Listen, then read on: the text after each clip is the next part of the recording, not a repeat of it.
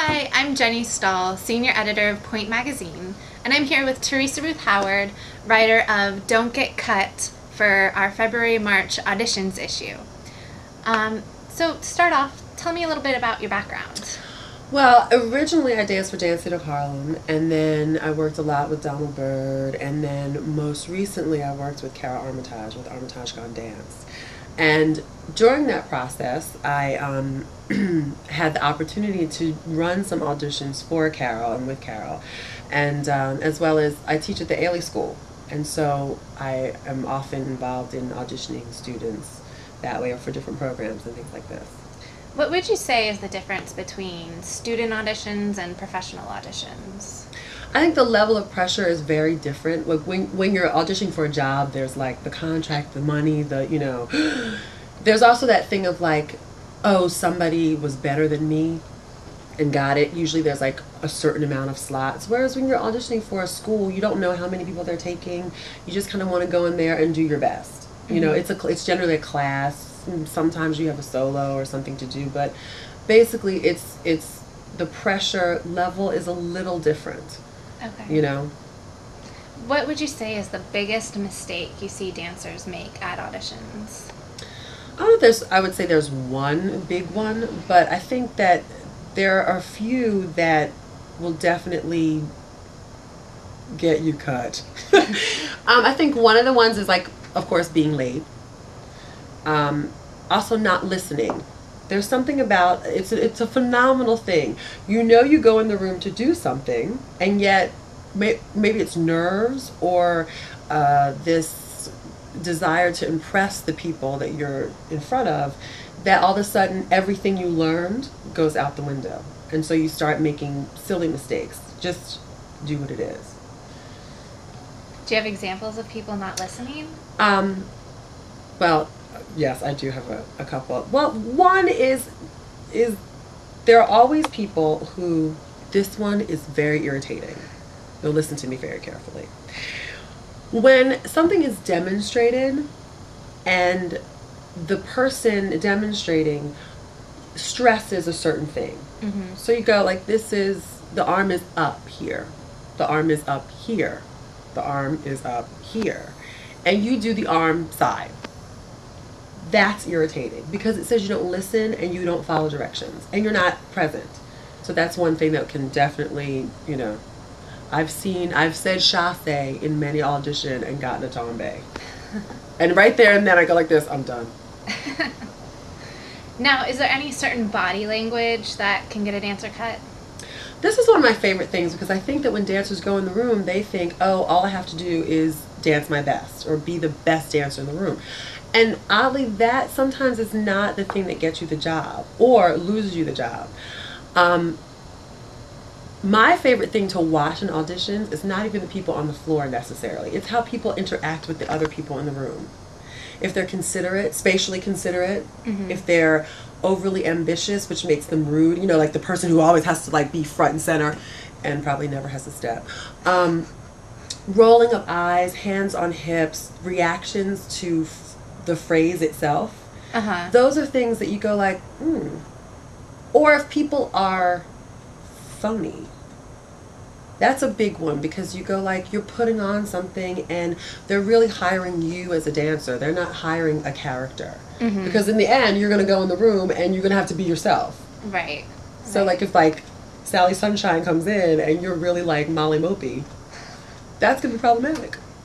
And now in your article, you wrote about huffing and puffing as something that can get a dancer cut. Yes. Well, because it goes to attitude. You want someone who, I think people look for people who are open and willing to learn, and we know this is crazy, but for whom nothing is a problem.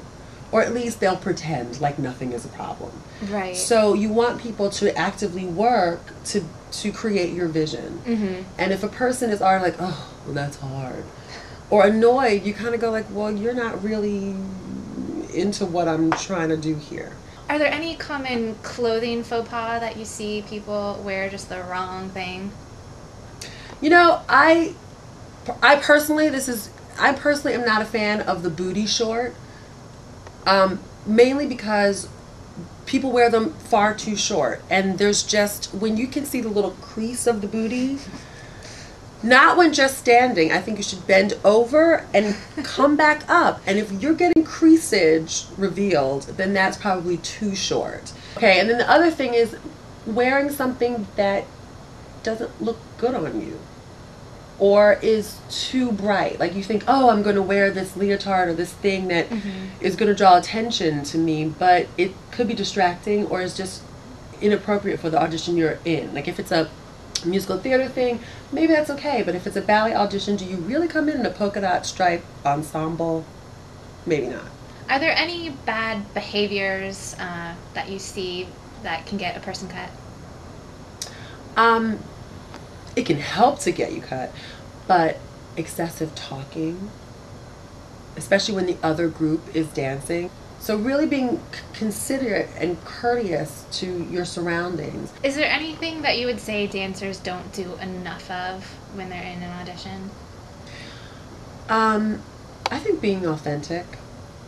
I think we think that we have to put on something, like we have to give them what they want to see. And I think that the biggest thing you can remember is that you are the only thing that is singular. Like everybody's doing the same steps, you know what I mean, to the same music. It's not like you choreographed a solo. And the only thing that really makes you different, like if it's a double pirouette, everybody's doing a double pirouette. What makes you different? And you've got to know what your personal characteristics are and highlight them. And sometimes it's just your personality. Now, what other than great dancing, obviously, really impresses you in an audition? You know, my eye always gravitates toward not necessarily the most confident person in the room, and sometimes not even the strongest dancer in the room, but, and I'm really picky, and it may be a little bizarre, but a person who seems to have a process of learning and pulling it together. Now, what would you say to a dancer who has a really bad problem with nerves during auditions? The only thing I can say is realize that you're nervous and that you're going to be nervous, and then you have to figure out the ways of figuring out tools to help cope with it. Like, so if it's class, what are the tools you use? I was going to say something horrible. I think one of the ways that I cope with it is to try to go to the place that I know. Like, just do what I know. You know what I mean? There's nothing more that I can do. Just do what I know. Pay attention, get the details, be as focused as possible. So I just try to be as thorough and as clean, and that's how I work. So I just present that part of myself. Now, if you could give a dancer one piece of audition advice to remember, what would it be? Okay.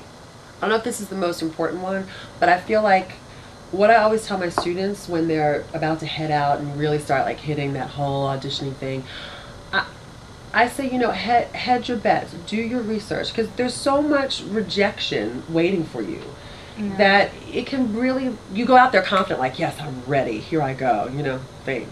But then you go after one audition to the next, you don't get it, and you start to get broken down. Instead of just going out for any and everything, do your research, figure out the things you really want, figure out the things that you're really well suited to, and prepare. If you need to take some more modern classes, or you need to learn how to mime, you know, you go, oh, there's mime, and he uses mime in his work. Then go and get that information so that you're as prepared as possible, and that also cuts down on the nerves too. Yeah. You know, so that's it. To preserve yourself in the process of auditioning, because there's so much rejection that you want to be a healthy person when you do finally land a job, and not like bitter and broken down. Yeah. All right. Well, thank you so much. Thank you. For more great audition advice from Theresa herself, pick up a February-March issue of Pointe.